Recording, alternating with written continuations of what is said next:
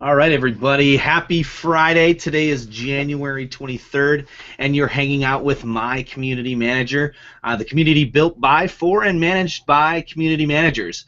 As always, you can hang out with us over on our hashtag CMGR Hangout over on Twitter, where I know a lot of people are watching right now. If you love what you're seeing today and you want maybe a different spin, different topic, maybe you want to jump in with these beautiful panelists below here, head on over to our website at mycmgr.com. You click on the participate button, fill out a form. Sherry and I get that, and it's really your ideas and all of you that keep this going every Friday. We just facilitate it. So, all right, what do we have for you this week? Well, this week we're going to talk about privacy. It's a real concern actually in the community industry. So everything from general safety of both community members and community managers to even specific concerns with legal acts, such as Children's Online Privacy Protection, which is COPPA, or the EU Right to be Forgotten, and the Health Insurance Portability and Accountability Act. That's a lot to say, so we just call it HIPAA. But there's really a lot to be aware of both on your platforms and your language. So I'm going to turn it over to the panel, let them introduce themselves, starting with Rosemary. Hey, Rosemary. Hi, guys. I'm Rosemary O'Neill, and I'm president of Social Strata. We have a platform called Hoopla, hoop.law, and been in this rodeo community management for about 15 years. So even though I don't have gray hair, I kind of have virtual gray hair.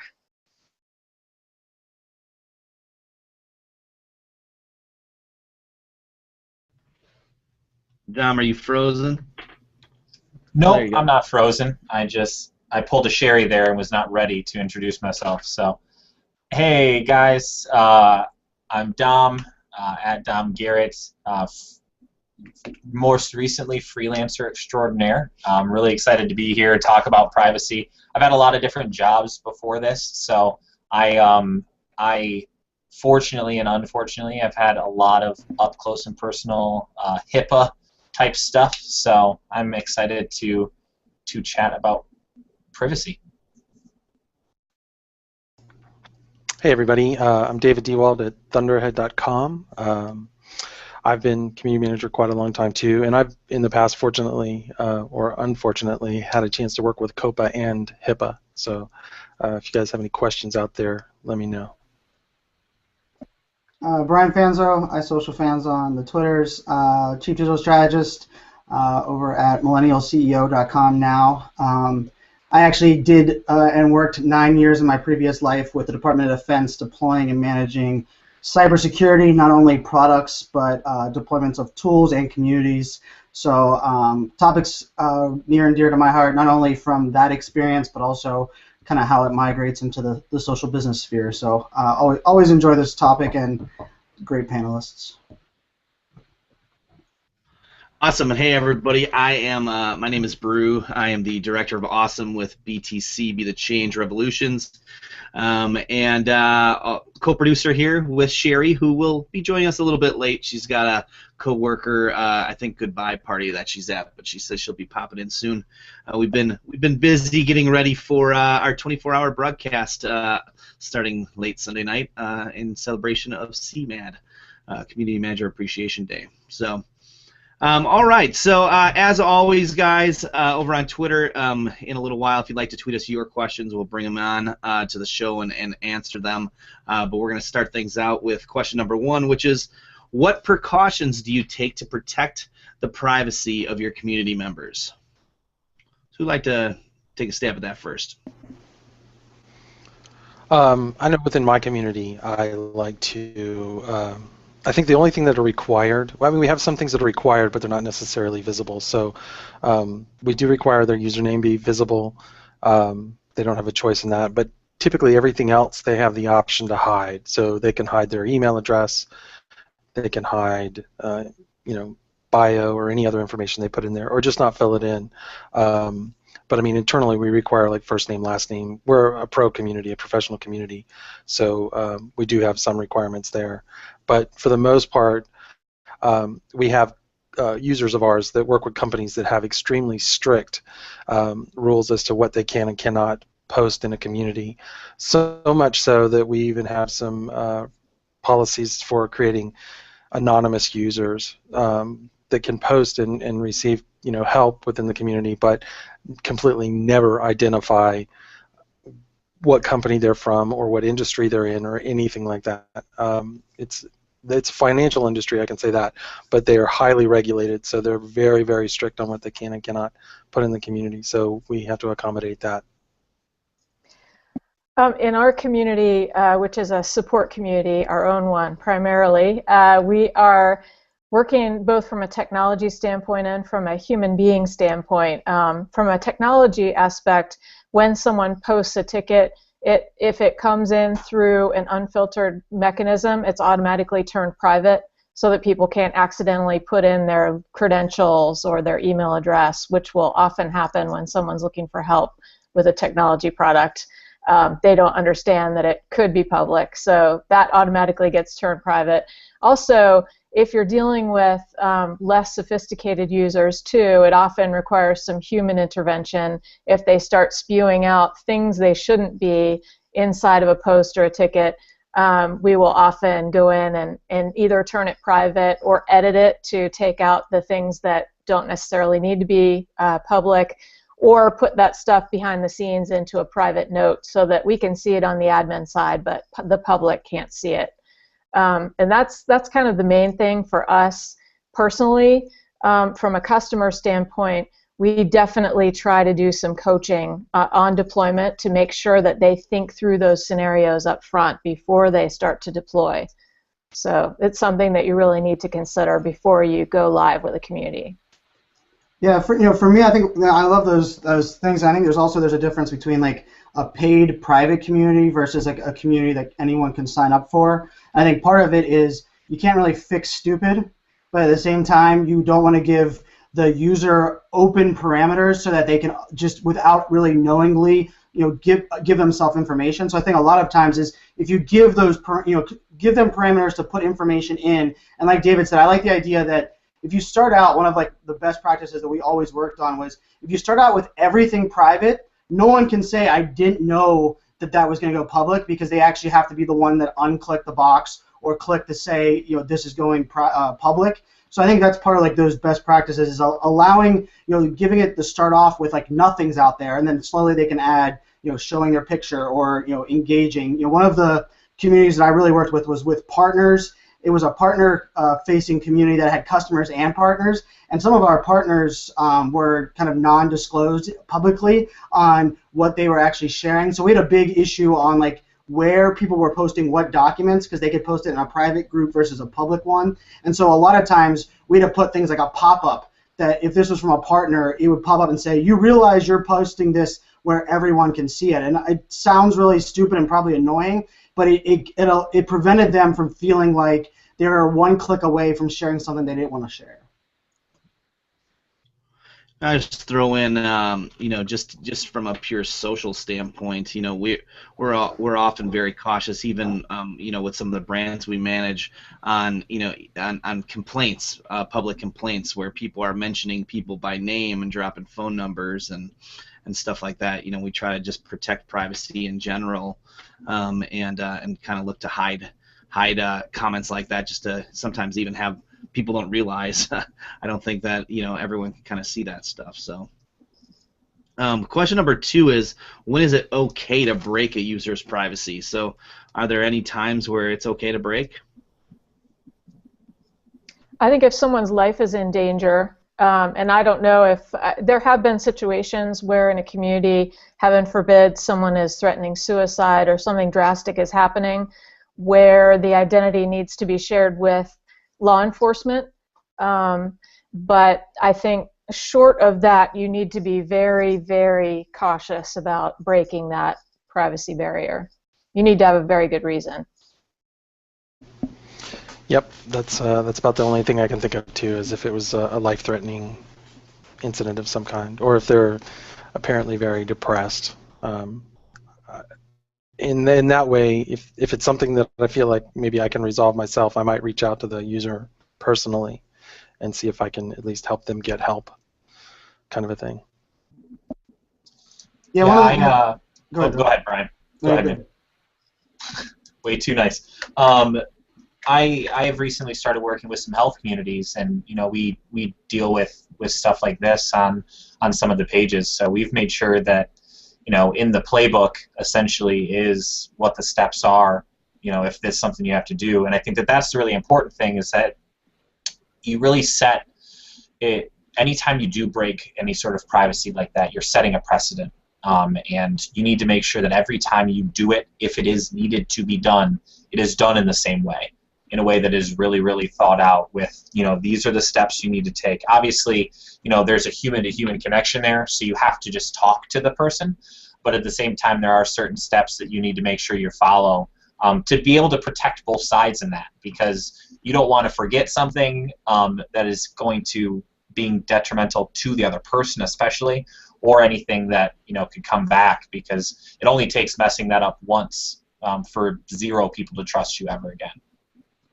Yeah, I think that's a good point. And I worked in the military side for a while, which the command and control structure there is a little different, where privacy is something that when you sign the dotted line to wear the uniform, there's a little bit more control in their hierarchy than a lot of other organizations.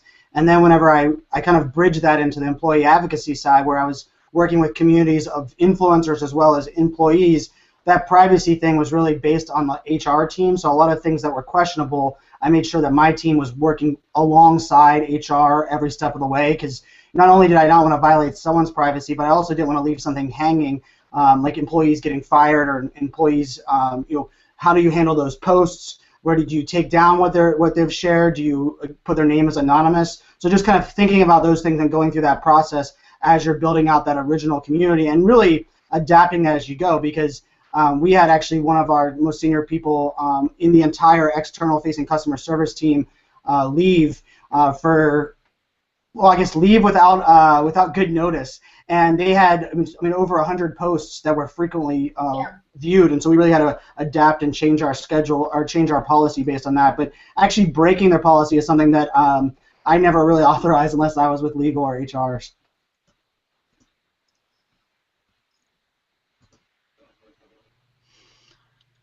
Jacob Curtis over on Twitter answered this question saying, include reasons why you'd break community privacy in your terms of service that they agree to when joining your community. So great tip, Jacob. So question number 3 is, what do you do when a member requests to be deleted? Does anybody run into that?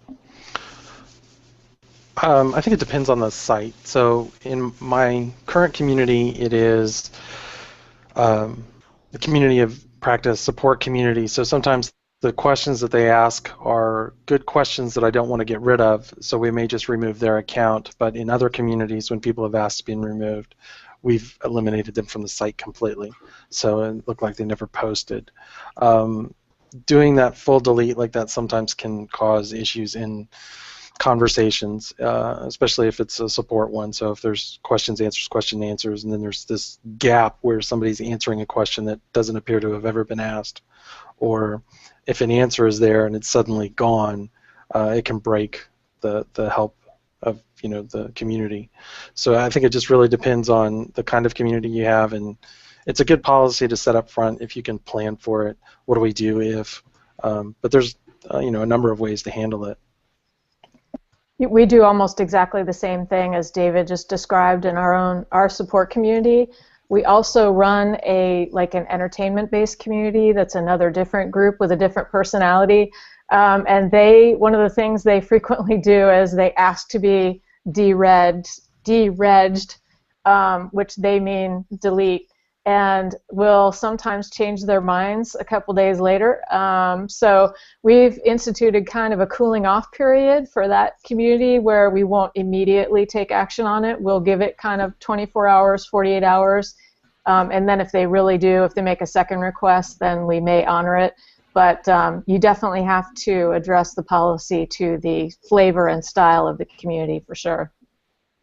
Yeah, we run into some sticky situations with an actual a manager, a boss of someone actually messaging and asking us to delete one of their subordinates' posts and accounts from a community that they involved in too, and that was a very sticky situation because they were following the policy and posting within the guidelines that the company had agreement with our company on, and so that actually was something we had we almost had to have a mediation session where I talked to each one individually and then talked to two of them to really come up with a solution, but it was one that caught us off guard. It happened. I remember it happened like on a Saturday night. He sent the email asking to delete the account of one of his employees, and it turned into a Sunday putting out of a fire. But it ended up being, we talked it out, and the big piece for us was asking the why and really understanding what was the true problem. Was the problem the account and he had too many parameters or too many things, or was it the wording in his account or how he was actually positioning his comments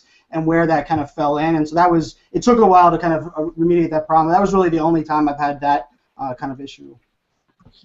And I think that's a great point, is that why, as community managers, when you're talking about whether somebody wants to delete or whether they're asking for feedback or something like that, like, you always want to try to dig in a little deeper and not just necessarily take it at just what they're saying.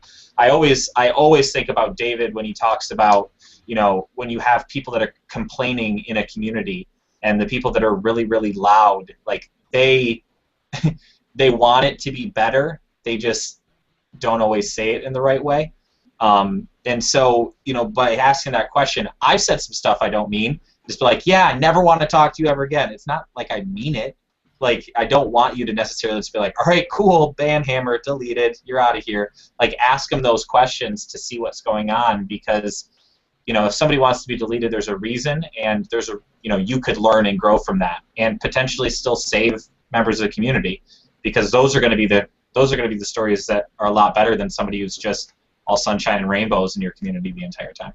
Yeah, I thought Sherry did an awesome job. I don't remember, it was sometime last year when people were applying back to the CMGR Hangout invites and saying, hey, I don't want to be on this list that gets notified every week. And Sherry could have easily just kind of fired back and say, fine, you're deleted, but rather she kind of sent out an email or a message to that entire organization, said, opt in to getting this notification. And she really kind of, put out the fire and turned it into a really cool thing where not only were people opting in, but it kind of gave you the choice to add into the community and not feel like just that one person, because it's one of those things that's like it's self-realization where you realize, well, maybe other people don't want to be notified as well, and it takes kind of some real determination to actually go forth the way that she did. So I thought that was a really good way of kind of handling it proactively. So how do you guys protect your own privacy as community managers? This is question number 4. And do you have I've got to? it down to science. Yeah, so I think I've put this challenge out there before. I challenge anybody to find more than 4, maybe 3 pictures of me online, 3 different pictures of me online. You can find out I live in Austin. You have no idea where in Austin. You can find out where I previously lived in Jacksonville, but again, no idea where. There's no phone numbers online. Up until my kids turned 13, I didn't even acknowledge that I had kids online. And the reason for all that is that I was working in the gaming industry, and the gaming industry can be volatile in communities. And I actually had people attempt to publish what they thought was my address online. Unfortunately, some poor soul in the city I lived in happened to have my first name and last name, which isn't real common. They published that address online, and they published it on a website, trying to drum up people to harass me. And I had to reach out to the owners of the blogging platform and say, look, this is not my address. You need to remove it. I don't want this other person to get this. And it took about half an hour of back and forth emails and me, scanning my driver's license and saying, see, not my address. Can you please remove it? And they finally did remove it, but hopefully you're not in a situation where you have those kinds of reactions, but certainly if you're in a public-facing position, such as community manager, social media manager, you want to keep your identity private because people be crazy. So just cover your tracks and be safe. There's your tweetable for the Hangout. People be crazy. Hashtag cover your tracks. I would say same thing, David. Definitely my first concern is for my family's privacy, more so than mine. I mean, I'm not necessarily a total open book. I do share a lot, and I share pictures and things, but if it involves people other than myself, I definitely get permission before sharing it, and I don't share pictures of my kids really anymore where it can be just publicly found. I just think that's good common sense, especially if you're talking about minors. So.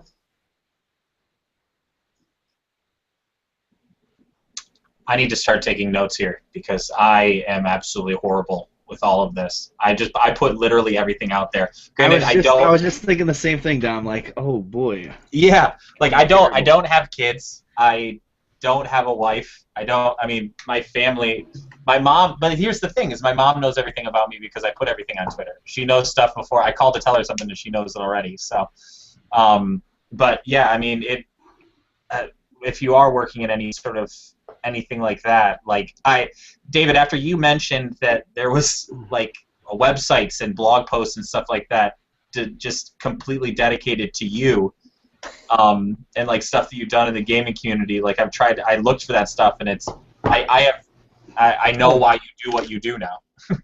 Yeah, it's if you're curious, you can type in Google my name, David Dewald, and then Project AI, and it has to do with a game called Nine Dragons. But yeah, I have hate mail still out there, and I know it's like if you Google my name, it's like the 4th or 5th link, so it's always out there. And so, you know, if and when I am interviewing, I bring it up and say, look, I've been in situations where there have been challenges and people have not liked me. If you Google my name, you can find out. But in that situation, it was, well, you know, one part of it was they were Romanian, and so there was a language barrier, and you know, I would say something and it would not translate well, you know, or they would say something and I would try to be nice or be kind, and it just didn't work out. But yeah, plenty of hate mail out there for me. It's not as bad as it used to be, but it's still there. Yeah, I guess I have a completely different view on it, but a lot of what I view is, I think it's all personal preference, risk versus reward, and what you're comfortable with. I don't think everyone and anyone has the exact same rules. Like, I worked in cyber and had a security clearance where not only was every single thing tracked that I did publicly, but they probably tracked almost everything I did privately. And I was very pushing that boundary, even sharing, getting approval to post pics when I was in Iraq and Afghanistan, because I wanted to show what I was doing, and I kind of take a different approach to that aspect. But I also am really good at understanding like social data and social listening and setting up parameters. So if someone puts my name on a website, someone Googles my name on Google, or even puts my name into a search on a couple websites, I know about it immediately via notifications. So for me, I share a lot more than the average person, and even whenever I mentor or help other people, I don't recommend they take the exact same steps I did, because it kind of just fits in my personality and my role. But for a lot of people, I think it's just that risk versus reward. If they can get a hold of that data and you're in an environment where you might piss off somebody that's going to come and threaten you, there's definitely reasonable precaution there for hiding your address and those kind of things. So I mean, I completely understand and relate with that. I just kind of take a different approach with my own personal brand. Yeah, you also need to take a really long view when you're thinking about this stuff that's out there. One of the things I think about as a parent, even, given to my own devices, I would probably not care about sharing every single thing I do. But you have to think about, if you ever might change jobs and your future employer, how they might see what you're up to. If you post those beer binge pictures on Instagram, it's going to be floating around out there. And is that the impression you want to give to your future employer? There's just a lot of things to think about before you go sharing 100% out there. It depends on who your future employer is, though, right? Yeah, if you're going to go work for Jack Daniels, then go for it. By the way, Jack Daniels, I'm freelancing now, so if you need anybody, I can post plenty of Instagram pictures. I kind of think it's almost like the tattoo conversation, where you'll have people that don't want to get a publicly facing tattoo because they don't know the job they eventually will work in, and there's other people that says, I got one because I don't want to work at a place that doesn't accept me for that tattoo. So I think you almost have to think of it both ways. And I also think we're changing. I was in a really heated debate, HR debate a little while ago, really from the standpoint of how we're looking at what people share publicly. And if you're hiring someone that's 28 years old, are you ruling them out because they took a keg stand at 21? Does that mean that they are a bad person and not a fit? Or just because they made a bad life choice at one point, how has that changed? And I use the FBI as an example. I think I used it on a previous one. You know, the FBI said at one point that if they would have continued with their policy that you could have never smoked pot to be an FBI agent, they'd have no more FBI agents. So they actually had to adjust their philosophy, and it's like you couldn't have smoked pot in the last year when you take the lie detector. You know, and even when the first polygraph I ever took, like the questions they were asking me, they would ask it, and then they would say, "Have you ever?" And then they would say, "Have you in 5 years?" or "Have you in 1 year?" So I think a lot of that really has to be about, you know, I agree. I mean, I say it all the time, and I believe it. I don't tweet or post anything I'm not okay with my mom seeing, and I believe that across the board. I'm a mama's boy, so if I'm not okay with my mom seeing it, you won't see it on anything, and that includes rants on politics, religion, any of that stuff, because I think for me, I really, you know, firmly kind of build on reputation. So you have to kind of think about, I mean, from the tattoo to posting your address to pictures of your kids, I think that all goes into your own philosophy looking forward. But I think, Rosemary, that's a really good point on looking beyond today, because too often I think even this is a millennial mistake, is they say, well, my job today allows tattoos on my neck.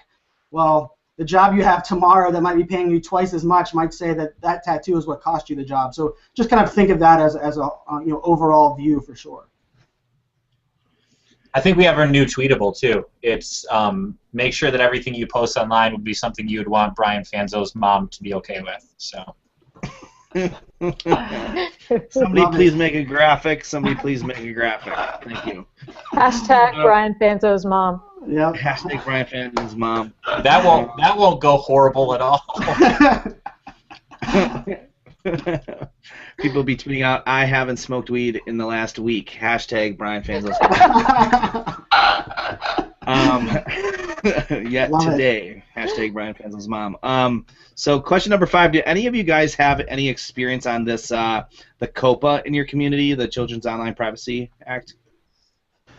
I worked with it. I worked with it real early on. So for me, it was I worked at a company that was building software that allowed parents to control what their children saw on the internet. So we were very closely tied to it. And one of the initiatives that we did was to come up with a chat system so that the kids could, you know, that were within this community could chat to each other and share whatever they wanted. And what we did in that case was we strictly made it anonymous. They couldn't share links. All it was some random ID thing, and the parents were signing the kids up, so we didn't have to worry about that. But yeah, I mean, if you remember years and years ago when almost every forum on the planet suddenly had a checkbox that said, "I am 13 years of age or older," that's because COPPA was put in place to limit that. Now, you know, if you're 13 and old enough to, you can read that, you're going to check that box. So, you know, it's one of those things. I mean, how many people do you know that have their kids on Facebook when they shouldn't be? So, you know, it's one of those. It's out there, and you know, as a developer or as a community manager or social media manager, if you can at all control that kind of thing, and you know you've got someone that's way too young to be in there, then I suggest you help them find the door. But for the most part, I can't think of anybody that's ever been in trouble with COPPA for not following those rules. Definitely you want to pay attention right now. They're increasing their enforcement, and it's not just companies that directly target children with their content.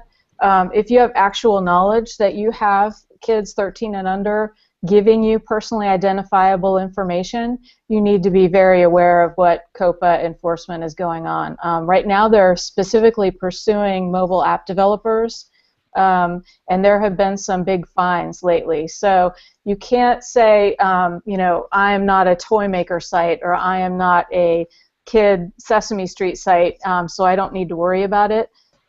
You do need to pay attention. Not that it's scary or anything, but if you're collecting personal data of any kind and retaining it, you do need to be aware that if you actually know that someone is underage and they've provided you with anything, you need to go check out the ftc.gov website, the COPPA checklist, and just make sure that you're kosher, because they will come and get you. But their website is great. It has a lot of good information, a lot of checklists. They have distilled the law down into human readable format, and they have a really good blog too. So they'll put out updates as they tweak things. It just got renewed within the last year or so. So it's something you do need to look at, and you know, it's been around for a long time, but you just want to be careful. We have a major client that is COPPA, you know, has to be COPPA compliant, and so we've actually included some tools in our platform that go beyond the age check to help them support that. Yeah, so I just threw up a link out there. I haven't had a lot of experience with that directly, but there's a company that I actually demoed their software and got to hang out at their location at Denver Startup Week last year. It's called Inveronsoft, I-N-V-E-R Soft, Inverosoft. But they are a pretty cool tool. They actually scan. They have a couple different products that will scan your communities and remove profanity, monitor things like COPPA, understand you know, accounts that will be flagged that are attached to email addresses or people that shouldn't be on a site that allows kids to be on it or not be on it. It's a pretty neat little software. I know they've been growing their startup out of Denver, but I thought they were doing some cool things on that might be a cool thing to check out if your community kind of is exposed to that. All right, guys, everybody over on the Twitter chat, remember we actually only have about 3 questions left here in our hopper, so please tweet some things over. We'll get you get your questions answered. So next one specifically is about the EU right to be forgotten. Have one of you guys made changes to address that or had to deal with that? We haven't had anybody request any changes or any inquiries from our customers, but I do know that we've helped some people add the cookie notification to the top of their community. You know how in the EU you have to let people know that you're using cookies and they have to agree that it's okay. But beyond that, we haven't really had to do anything about it. All right, so I have no idea about this topic at all, like this right to be forgotten. Can somebody explain it to me? Well, in the EU, I won't say recently because I think it's been around for now a couple of years, but it was last May is when it started. Technically, thank you, Dom. Yeah. Technically, anyone residing in the EU can go to a service provider and request that they be expunged, basically. Wow. Which is crazy. You know, when lawmakers get involved in programming, it's an interesting scenario. You read things even in the COPPA law where they talk about the delete button, and you know, then our software people look at that and they're like, well, wait, what? Yeah. So we just have to scramble and make sure that we can help people be compliant. So. But the thing we were just talking about, the cookie thing, that's slightly different. That's just a notice that you have to provide if you are cookieing someone from the EU. You have to let them know that you are cookieing them in so many words, and it has to be prominently displayed at the top of your website. Really? And they have to proactively agree to it. It has to be clickable so that they can see what you're using the cookie information for. Oh my God. If you go to any, like, look for a UK website, it's up at the top usually in a little bar, you know. I was going to say, my company, if you go to thunderhead.com, my company's a European company, and it's there if you're really curious. Yeah, wow, that's crazy. So instead of just telling people, hey, use a browser to be able to check your cookies or whatever, they like put it on the onus of all website creators to have to screw around with that. That's nuts. Yeah. Whew. And I know that right now there's a big thing because there's a lot of Google is getting a lot of requests from non-European companies and websites, and they're not really going to do that. They're only going with the Europe ones, at least for now, because it is a European concept. The EU is the one that passed it. But I think that it does make for a very, very interesting argument of if that country is doing it, what's going to be the difference here? What's there's a lot of debate that goes on about the data and metadata in different places, that kind of stuff. So it's very, very interesting. I'm one that doesn't necessarily mind if something's out there. I've just sort of, I guess, been I don't want to say raised, but just like I assume that it's happening. So from websites, places that offer me a free service, I assume that there are cookies that are being collected. That's how they show us more relevant advertising, right, Dom? I mean, exactly. It's really interesting. I was listening to a podcast called Reply All, and they talked with the guy that created the pop-up ad. And one of his biggest regrets from it is not necessarily that there's annoying pop-up ads that come in, but that because the pop-up ad was so popular, and people got used to having just a straight-up free internet and having a lot of websites where, all right, what is the exchange here to have this service? You get more information than me, and you get me to try to buy things. And now companies are going about it in such a way where they can get super, super targeted because of all of that data, because there's not as much privacy with stuff like that. And so he's afraid that ushered in a completely different kind of scary reality, and that could obviously seem very 1984 Big Brother, but the way that I've sort of been with this is going, yeah, I mean, there's a trade-off here. So you're going to get some cookies on me so that you can tell that I like beer, so you're going to put a beer ad on the side of my Facebook. Like, it's interesting. Huh. I learned something new today. Thank you. That's crazy. All right. Have you guys seen any tweets come in? I really didn't see anything. I'll just look for a minute. I did see one, and people don't have to answer this, but I want to ask the panel because there's a conversation going on. How many of you guys have tattoos, and how many of them can be covered up by like a short sleeve T-shirt? Sorry, man. No graffiti on this temple. I got many. I have lots. But I don't have a tattoo. I have it, if my sleeve pulls up, my arm shows, and I had my chest and back, but those are all covered by a short sleeve shirt. It's part of that. When I actually got them, that was the jurisdiction that I worked under at the time. So, and I legs and stuff. But no, yeah, I'm a big fan. I don't think they're for everybody, but it's one of those things that I would never get one on my neck or probably down to my wrist. I can't say never. We'll see. Please tell me that says Thug Life across your chest. That would be awesome. No, my daughter's names. Okay, close enough. Yeah, I've always wanted a tattoo, and for one reason or another, just never. Like every time I go to look, then I can never decide what I want. I just know I want a tattoo. I'm just not sure what kind of tattoo. Amy said that she was tweeting that California introduced the same right to be forgotten for under 18s, so it's in the USA too. So I guess that's interesting. And then Emma has a question, but she tweets so much I can't find what her question is.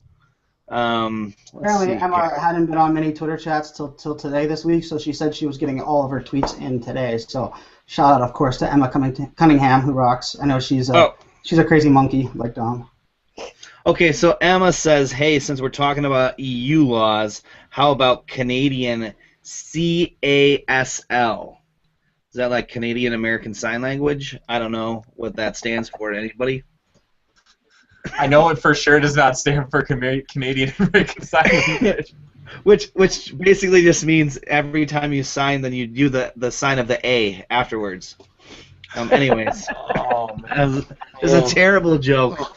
Terrible joke. Anybody know what CSL is?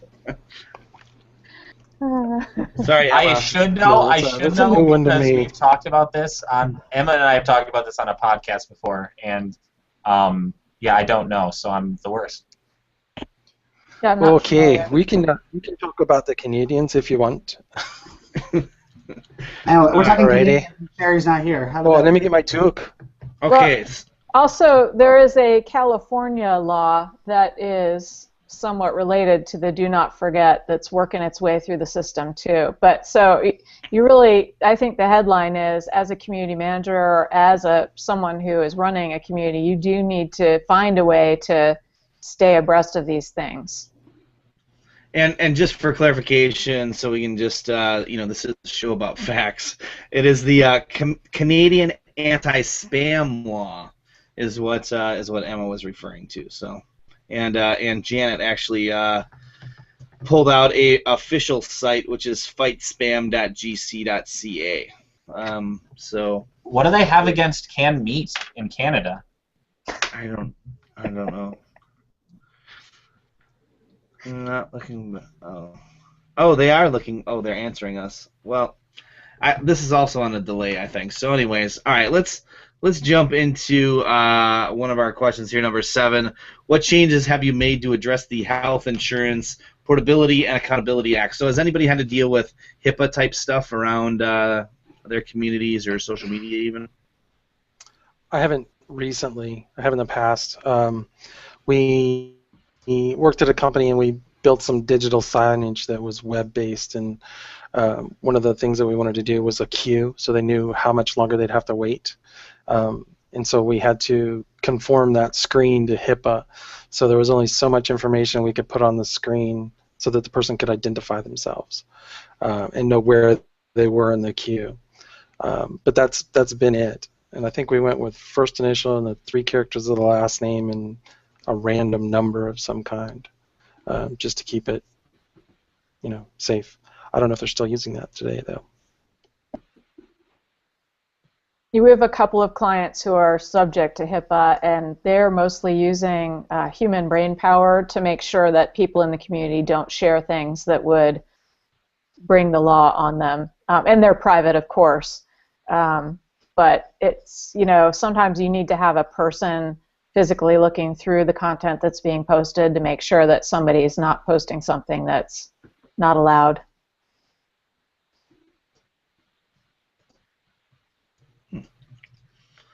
So, what other privacy concerns have you needed to address, guys, in your communities? Anybody got other kinds of privacy stories we haven't talked about yet? I'm curious on one just from like a media perspective. Like, I know there's been a lot of talk about podcasting of people using music in a podcast that's copyrighted, or even using it on a YouTube video. I was curious if you. I mean, I haven't run into it. I was just curious from a standpoint of like monitoring that, or even if someone's sharing, maybe a funny video with music behind it that is, copyrighted. Is that something that is the community manager's responsibility in your guys' case, or is that something you really haven't run into? I think you need to post your takedown policy, in your guidelines or somewhere visible, where you need to have an accessible mechanism for somebody who has a copyright complaint to approach you and ask you, prove that they are the copyright owner and ask you to take it down. And I think another thing to consider is doxing, where other users post personal information about other users. I haven't run into it in my communities, but it's certainly something that is happening out there on the web. So I think you need to have some clear policies on that. I think most communities, when they see it, they take it down. I think there should be some banning involved. People that want to do that don't really need to be in my community. So. And just in case anybody doesn't know what doxing is, it's posting the personal information of somebody online. Name, I was just about to go to Urban Dictionary to check that out. And what is it, like doxing, like yeah. DOX or DOCS? Yeah. Do you know? DOX. Yeah, doxing. That's what they call it. So yeah, and you'll see it with a lot of the controversial stuff that comes up if somebody posts something that one faction doesn't agree with, and they'll start posting personal information, and that leads to all kinds of stuff. But I think anything like that in any community is just downright bad. Yeah, absolutely. Toxic. Yeah, and one of the things is I've been hearing a lot of dialogue going back and forth just in social, and really mainly it's because I pay attention to a lot of bloggers' point of view, I guess. But people like hijacking content and putting their own name on it, or even sharing it within communities, as in quotes that they said, when really the quote was in a book or quote was someone else's. I think that's an interesting dilemma we get into, because the he said, she said stuff isn't, I think it's something that I pay attention a lot more to, but I do care about things that are copyrighted or things that are definitely intellectual property, and I've had to deal with that where one of the companies that I was actually running, two different companies actually took our Twitter logo and made it their Twitter logo and put it on their website, their Facebook pages, and it was a copyright one, and we had to get legal involved and cease and desist. So I think that those things of privacy are interesting to monitor, and you'd often be surprised how often just because you don't see it, that doesn't really mean that someone else isn't hijacking your intellectual property or copyright material and posting it in a private community. Brian, do you go out and proactively try and find people who might be lifting your stuff?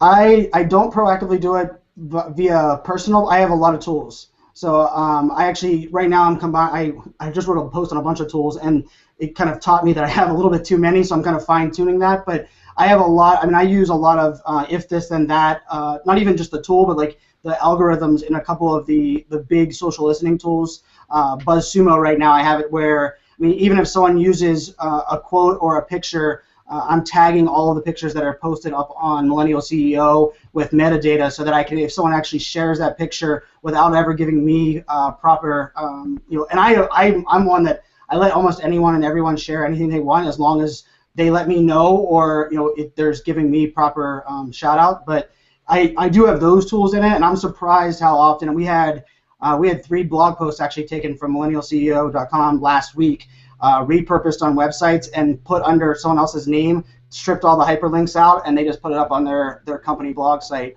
Of course, when we let them know, they apologized and said they didn't realize they didn't put our name on it, blah, blah, blah. But yeah, I think it's important to have those kind of tools in place, because people aren't too afraid. And usually the ones that aren't afraid to do that are pretty stupid in the way they do it, so you can use the tools to kind of let yourself know that they're doing it. Awesome. And Brian, before it's a little off topic, but before, when you were talking about like music in the background, that's one of the things. YouTube pretty much handles that. If all artists have the rights to like YouTube scans for them, gives them an interface to say, yes, this is okay, I'd like to monetize it. And so the artists are getting paid. They also have the ability to take it down or say, please don't run any commercials during this or whatever. So that's I know that's something I recently had to kind of dig into. So yeah, YouTube itself sort of is protecting and figured out kind of this rights management stuff. Yeah, I wonder how Facebook's handling that, because Facebook video seems to be taking off for those that manage even a group or a page on Facebook. I'd be curious how Facebook decides to monitor that, or even for a lot of people, that might be even something interesting, Dom, to ask Lori from Movi on there. I know you're an avid movier, and I wonder how that works in the videos that you're shooting for Movi, sharing this kind of conversations. I think video, not only video chat, but video conversations is something that not only communities are embracing, but brands are. And the idea of what you share behind you, even like the fact that I'm drinking a Monster energy drink, if I'm making energy with this, or making money with this video, like how do I label and handle the copyright or the notification of Monster? So yeah, David. So yeah, I think those are interesting things to think about when we're talking privacy and really personal information, as well as someone else's intellectual property. Yeah, I think it's really important when you think about product placement. You don't want to get too much of it in there, But yeah, I know what you mean. I've done, I think, maybe like 5 or 6 movies where I lip synced an entire song. And I'm not getting anything off of that. I know that there isn't any sort of ad revenue that's happening right now with Movi, but that's definitely going to be something that is going to come to the forefront eventually, when they have that ability. I actually just asked Lori, I was like, because I wanted to embed some videos, and they don't have the embedding feature quite in there yet, but when you actually are, then you're able to put it on a website that's going to be able to generate revenue. Where does that kind of stuff go? Where is that all going to sort of come in? So it's really, it will be really interesting when you think about that, because none of us wants to be the one that doesn't give credit where credit is due. Well, nobody wants to pull a Shia. Yeah, and I guess in that case, what I would say is you shouldn't be, you definitely shouldn't be using other people's music in your videos because it's just against the law if you don't have permission. You're basically just violating that artist's rights. So you don't think Taylor Swift wants me to lip sync all of Blank Space and put it out there for the world to see? She may not, but I do. I definitely want to see that. I would pay money for that. I bet. Really? Because it's already done. It's already done. I would even pay money for it. Argue that might be fair use. I was gonna take it the other way, Rosemary. I was gonna have Dom needs to pay me to keep watching those videos. Yeah, see, that's basically it. I'm just the middleman. Rosemary gives me money for making them. I pay Brian to watch them. Or do we pay you not to make them? I don't know. You know what? I would. I'm a businessman. I would be willing to talk about that. So. How about we do a GoFundMe for you, Dom, so that you don't create videos? This is your brilliant scheme ever, right? Yeah, I think I only get one shot at it, though. So. It should be Patreon. That way we can pay him monthly to not do it. That's awesome. All right, Mom, if you're watching, don't worry, my bills will be paid. All right, well, what do you guys want to talk about for 8 more minutes? Talk about CMAD. Give a little bit more information about that. I know, I think you guys are doing awesome stuff with that. I think it needs to get as much pub as possible because not only the sponsors that are involved, but there's a ton of work to get all those Google Plus pages out there. I've been a royal pain in Sherry's butt just to get my stuff together, so I can imagine the other 23 people aren't much different than me. So, shout out and love to you guys for not only, continuing that tradition, but even growing it now more with more brands, more people. I saw Amber Armstrong from Meshfire out there putting content on there. She's going to be one of the panelists. I mean, kudos. It's a hell of a lineup you guys got for 24 hours.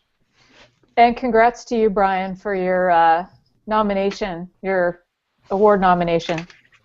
Thank you. Yeah, I was surprised. That's my first time nominated and be a finalist. It's cool. I appreciate the love. Communities had a major impact in my life, especially over the last couple of years. So that means a lot to me. Yeah, I want to get with you after and find out how you rigged the vote. Oh, and we were just getting so lovey-dovey. No. Come on, hug it out, guys. I'm sure he earned it. No, it's really funny because you're talking about the vote. I actually have all the results right here in my hands. So you talked about you heard about Dom letting to get paid for work. I think your question.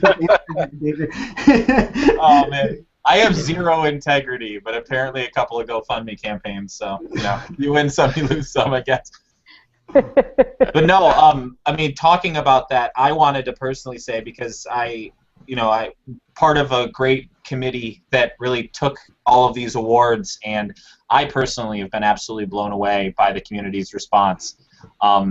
Just reading through, if you nominated somebody, it's you had to pick one of the awards and then you had to say why.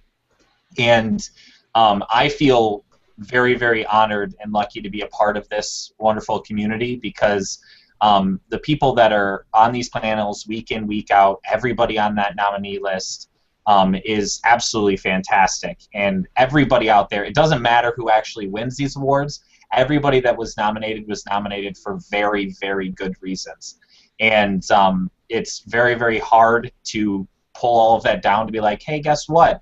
You're the best new community manager because there's so many out there that are incredibly deserving. So, all of these people, people are taking part in all these panels. It's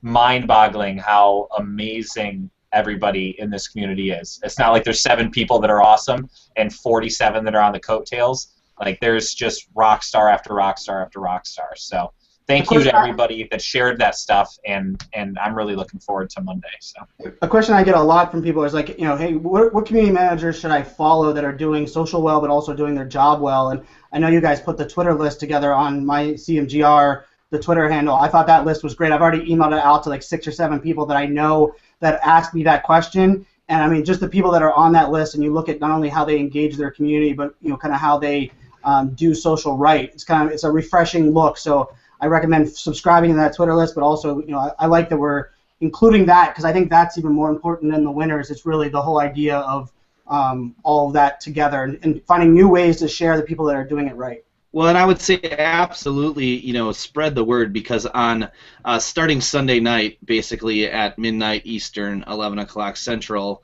what you're going to see is 24 hours of some of the most brilliant people and thought leaders in our industry, right? I mean, people are taking the time to organize a panel, find people to be on it, generate questions. It's really my favorite time of the year. This is my third year doing it. It's kind of staying up. Dom, Sherry, and I are living together for a week, and that could be its own reality show, maybe. I was going to say, yeah. Brian and I have been on 2 panels today, and it's already getting loopy. I just can't imagine being with you and Sherry for 168 hours. Yeah, so that'll be kind of cool. But I think for me at least, I like to pay attention to the people on those panels, and we'll have all of their Twitter handles. Each panel will have a write up afterwards. So it ends up being just a really great resource of content that gets created by so many people. Yeah, a good recognition of that is I watched last year, and I put on my calendar after the event last year, take this day off in 2015.